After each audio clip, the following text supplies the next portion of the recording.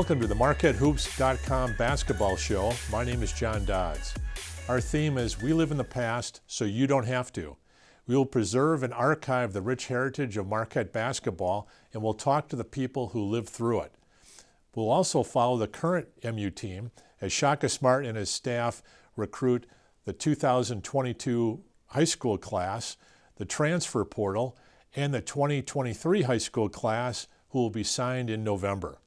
Thanks to our major sponsor, Moonlight Graham, a great team player providing modern dental benefits. The lifeblood of any program is recruiting. In this segment, we'll concentrate on Marquette's 2022 recruiting class, and we'll talk to Marquette assistant Nevada Smith.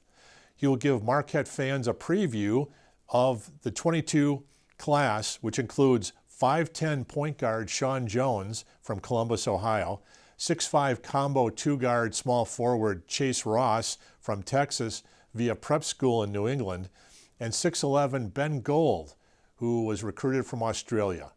Here is Coach Nevada Smith. I just wanted to get into the 2022 basketball recruiting class. And the first one is, the first commitment you received was point guard Sean Jones from Gahanna Lincoln School in Columbus, Ohio, 5'10", 170. Could you talk about a little bit about what impressed you about him and give a preview of what the fans could look for? Speed. He's fast. He is small, but he is one of the best athletes probably in this coming class nationally. I mean, he is an incredible athlete. The speed separates him. I think the one guy I talked to 2 years ago at this point in Ohio that saw him play, one of my buddies that I live with, said he's like Terry Rozier. He's just so athletic and so fast. So, in the recruiting process, you could see it. I think him running a team and playing at the speed we want was a great fit for us. He was Ohio Player of the Year in his division. So we're excited to get him here. He's going to bring a different element. There's not really comparison in our league from the speed that he plays with. He's just going to turn it up a notch. He's going to be able to pick up full court for 40 minutes, and he's a difference maker from a style of play standpoint. What an exciting element, huh? Because you don't see a lot of speed. It hasn't often been at Marquette in recent years, so that's exciting. We have heard that Sean Jones may be the most ready to compete in the Big East in his freshman season. I know you're projecting even as an expert, as a coach, but is there accuracy in that belief? I think all three guys are going to be ready. I think it's going to matter the other guys around them and the minutes that are available. I think physically they're all three going to be ready. I think they've done the work. They're all physically mature for their age, and they have Big East bodies right now. One thing about Sean Jones is he can spell Tyler Kolek, but he can also move Tyler Kolek over the two-guard. Yes, I think that's huge. I think one of the things we got to get more diverse in who's handling the ball and making plays, and I think he is another guy that can do that. I think you saw it towards the end of the year. Stevie Mitchell got a little better making plays for other people.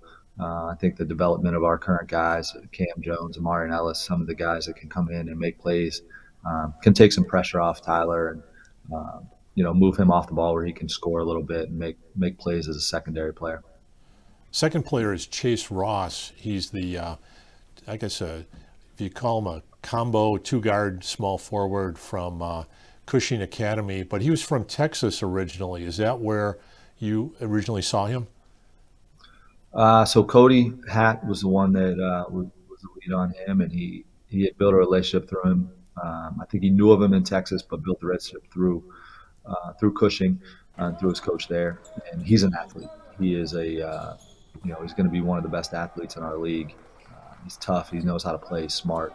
The things he can do are going to help right away. He's physically ready to play. Just be finding the role, finding his niche. That transition from high school to college is always hard. So, this summer will be a valuable time to integrate himself and get to know everyone and us to get to know him. The skill that jumps out at me when I watch tapes of him is the ability to finish at the rim. He can elevate and get up and finish. Not saying he's Jimmy Butler, but he's Jimmy Butler like when he was at Marquette, where he would come in and he could finish at the rim in traffic. Yeah, I mean, he's an explosive athlete. He's got a great body, so people bounce off of him. He can initiate contact. He loves contact. We talk about violence. He's a violent player. There's violence at the rim when he's attacking. Uh, he can do a little bit of everything. He's going to be an exciting guy. I'm assuming he'll be a fan favorite, just some of the things he can do. When we listen to or read quotes from Shaka Smart and he talks about Ben Gold, you can almost read in between the words the excitement about how good he thinks this young man could be. Yeah, Ben's going to be he's going to be a good one. He's grown 4 or 5 inches in the last 2 years. He just keeps getting bigger. Um, he played at the NBA Academy in Australia. The only tough part is he's only played about 7 games in 2 years, just with the COVID restrictions in Australia.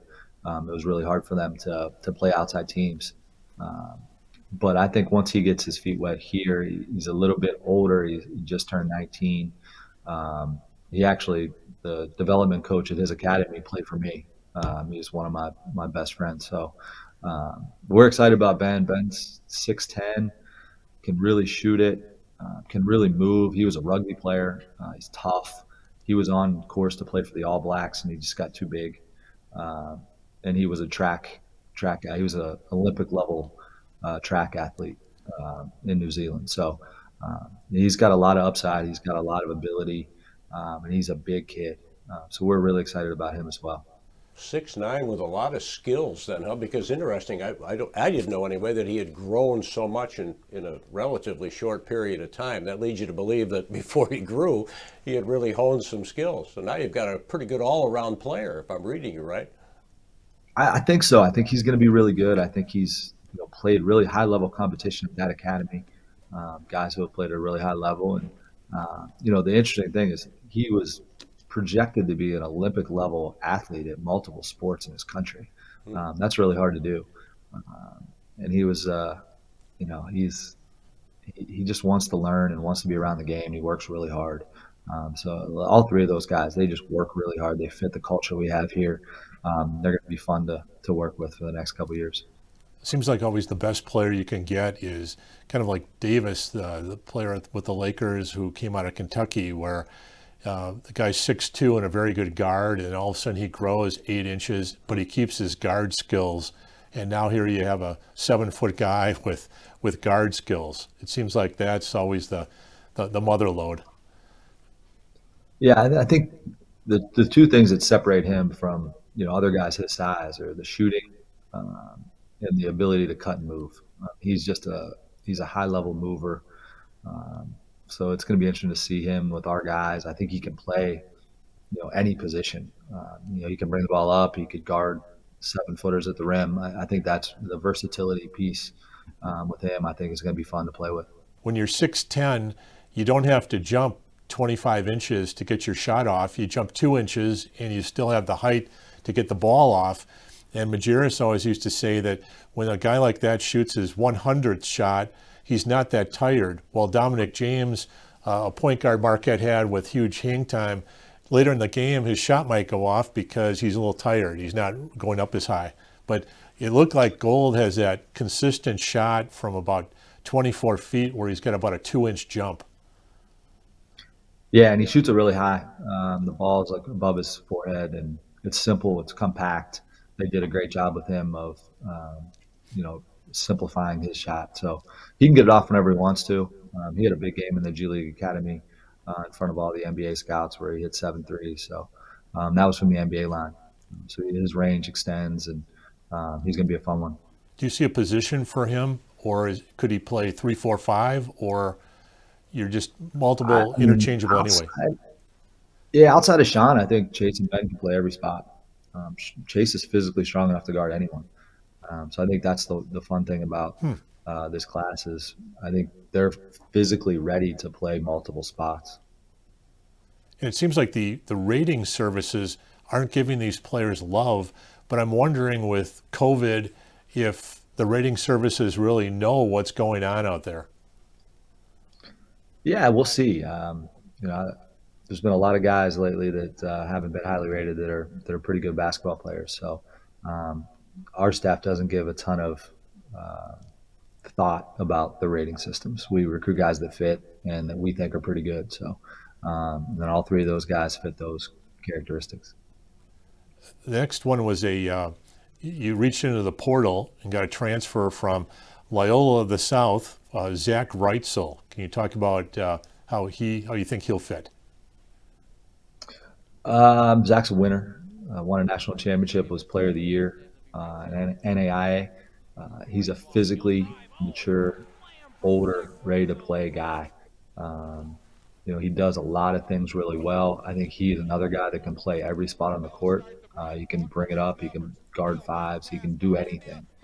Um, and he's just won at such a high level. I think that's an important quality for our young guys. Um, Prior to that, we had one guy that was 21. We're still going to be really young. So to add someone with that maturity level and his ability and his background of winning is going to help us.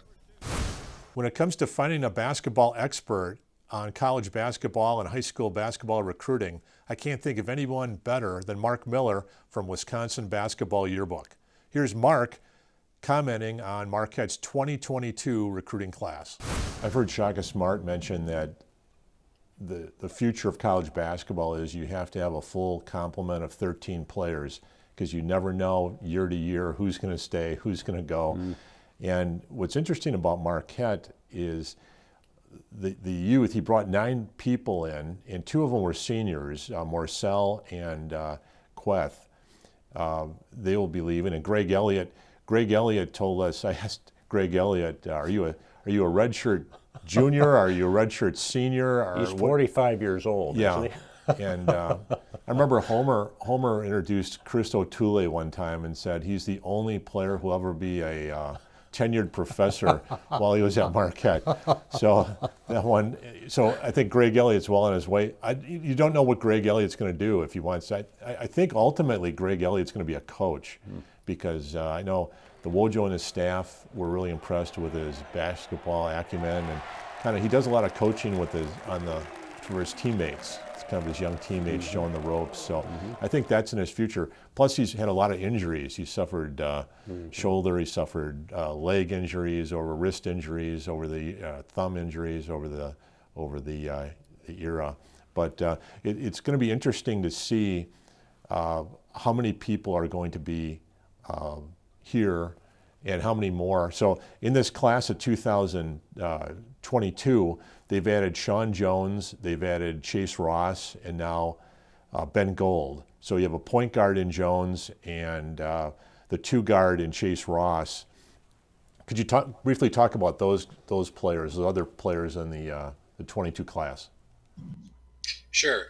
Sean Jones reminds me a little of Dominique James, not in his verticality. Dominique was crazy athletic in terms of getting up and throwing the ball down, but just in terms of his aggressiveness, his strength, he's very strong. He's got really powerful legs. Guy that can really get into the lane and create for himself and his teammates. Good on-ball defender. He's a little on the short side at 5'11", but he makes up for that with his tenacity and his toughness. I think he's a guy that's going to come in and really push for minutes immediately because of his quickness with the ball. His quickness guarding on the perimeter is going to help Marquette. He's kind of a dynamic player. I think people are going to enjoy watching him play. And as far as Chase Ross goes, he's got good size at about 6'5", good overall player in the sense of moving the ball and making the extra pass, and also a very good shooter from the perimeter. Pretty good going to the basket. So, you look at the roster and you talked about Greg Elliott. He'd probably fit somewhat of Greg's role if Greg is not back next year. And if Greg is back, then he can learn from a grizzled veteran because Greg that would be a 6th year, I believe, at Marquette next year, because he took a redshirt year and has played. This is his 4th year of playing, so that's 5 years. And then, of course, the NCAA rule granting him an extra year would be a 6th. So it'll be very curious. I agree with you, Jen. I'm really curious to see what his plans are for next year. If all the guys that are currently in the program come back and the 3 recruits all come in, then Marquette's at 13 for next year, losing Queth and Morcell, and having only 12 on scholarship this year. So that would be 13 with the 3 newcomers. So it'd be interesting to see, where everything goes with that. But, I think one thing that people forget, sometimes when you watch the team this year and you're like, geez, they really struggle rebounding the ball at times. They could really use a real powerful rebounder. Well, everyone would be a year older next year. Plus, they bring in a guy like Gold, who's 6'10", and then they also have a redshirt this year.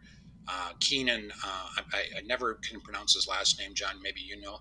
But Keenan, 6'9", and he's about 215. So he's another big body that can that has done well in practices and so forth this year. That could help on the glass next year. Kean won the slam dunk contest at Madness, so that tells you how athletic he is. And but the interesting, watching the Georgetown game this week, when Cam Jones went off, and after a while I started calling him Cam Van Exel, because he looked just sensational, like a lefty like Nicky Van Exel, herky-jerky and the long-range shot. But his game is kind of on the ground, kind of like Lazar Hayward's was his first couple of years, Kerry Trotter, maybe a Sam Worthen. He uses the spins and the English off the board. Sam Worthen I always felt watching Sam Worthen that he was playing pool, and he was using the bumpers and the spins to make the baskets. But when I look at Chase Ross, I see Cam Jones, but he's got a little bit more Jimmy Butler in him. He can finish through the lane at the rim with some explosion at the rim, which is different than different than Cam Jones. Cam Jones, I think he is so much bigger working with Todd Smith right now. He has to be 10 pounds heavier than he was maybe 4 or 5 months ago. Very strong. And like Lazar, who after 4 years could finish, I think Jones will be able to do that in a couple of years. But Ross complements him. He's seems to be better explosion through the lane to the hoop. Right. So he'd probably be a little more like Omax than Cam Jones, because Omax can also make some perimeter shots. But when you think of him, you probably think more going to the basket. But he's got he's got both. He can shoot and he can go to the basket, and Ross can do both of those things as well.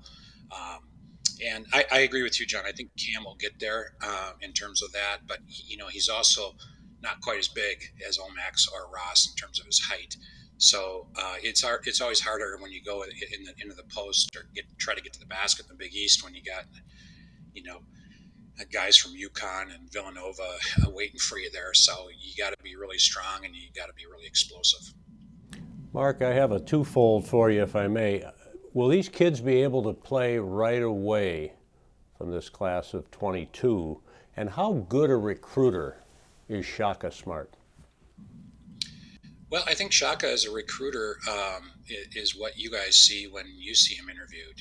He's a very honest, he's a very transparent, and truthfully, especially compared to Wojo, just a very open book on maybe not necessarily recruiting, but certainly on the team, on the players, on life in general. I mean, his philosophies and the things that he says transcend basketball. I think a lot of times, you listen to him and it's like, wow, yeah, you could apply some of those principles just to your life.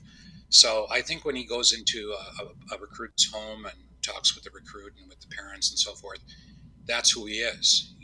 There's nothing hidden with him. I think he first and foremost, last night on the television broadcast, I think Donnie Marshall, the analyst on the TV program, said that, more than anything, he's a shaper of young men. He's a mentor to guys that are 18 to 22, 23 years old. And boy, when I heard that, I'm thinking, gosh, how could how could they have anyone better? And that's what you want in a coach. So that, to me, I think he wins people over because of who he is at his core.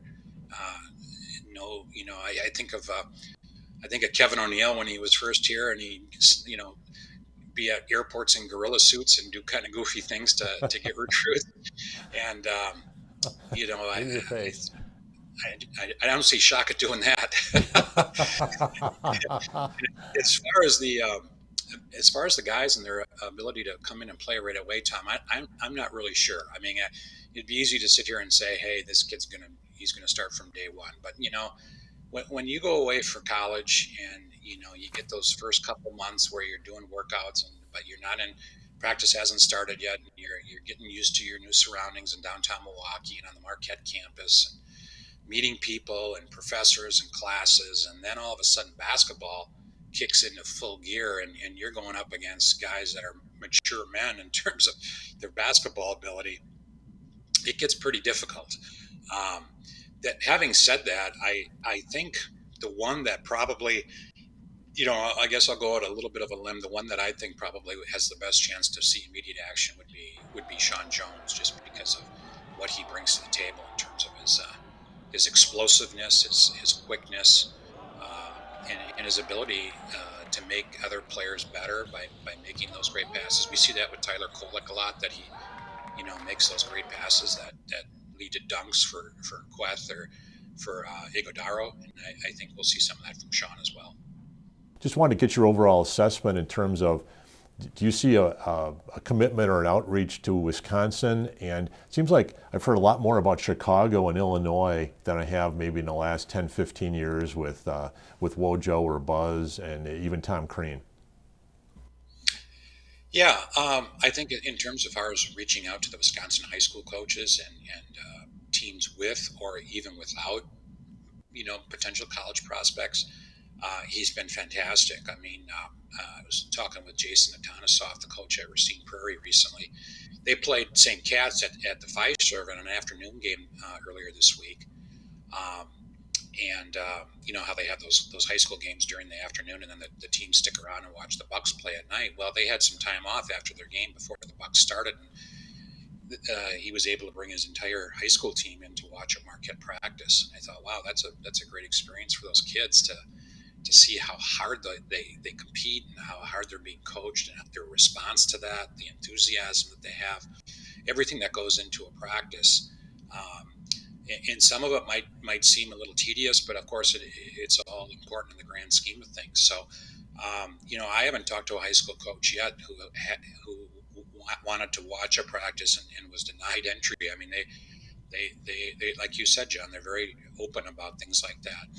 And, I think that, I know he's sent out offers to a few Wisconsin high school kids, Milan Monciliovic, Nick Janowski at Pewaukee, and Con Knipple at Wisconsin Lutheran. And, they're looking at some of the other really talented young players in our state that I think probably before too long we'll get scholarship offers. So the outreach, not only in Wisconsin, but even in the greater Chicago area and over in Minneapolis, St. Paul, and truthfully throughout the U.S. and even beyond, has been really good.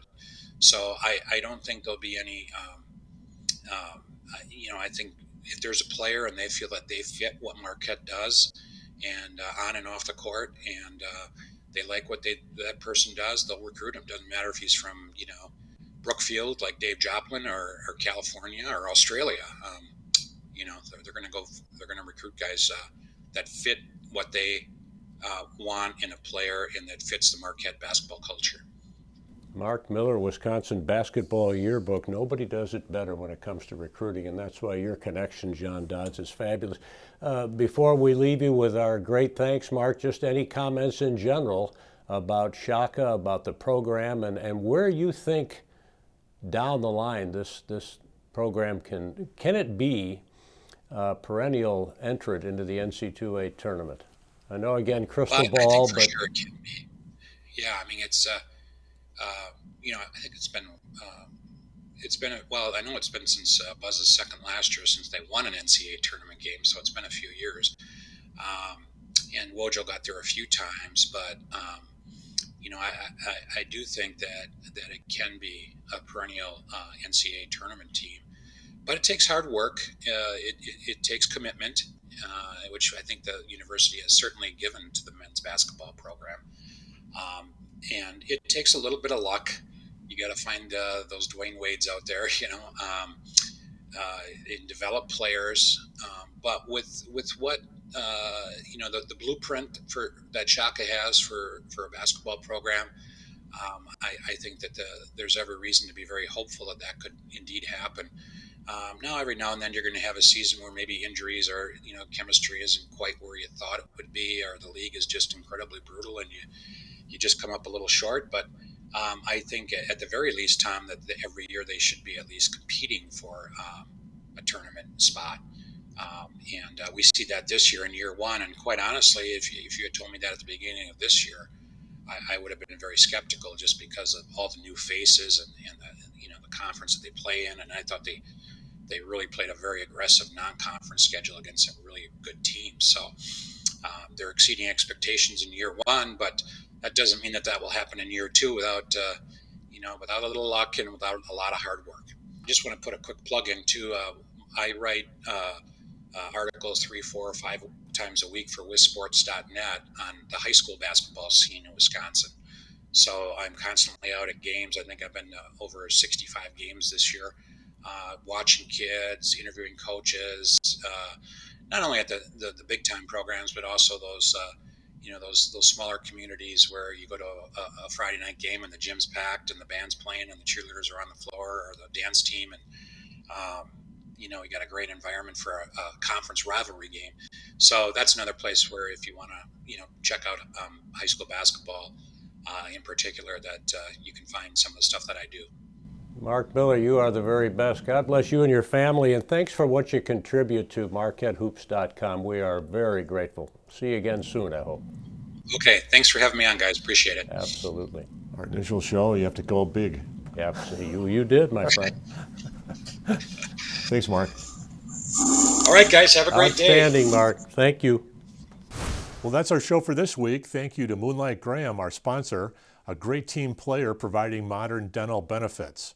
Please visit our website, MarquetteHoops.com, part of the 24/7 Sports Network, a subsidiary of CBS Sports Digital.